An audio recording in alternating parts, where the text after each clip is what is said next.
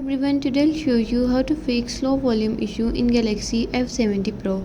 Just watch the video till end and follow the steps one by one. If this video helped you, don't forget to like, share and subscribe.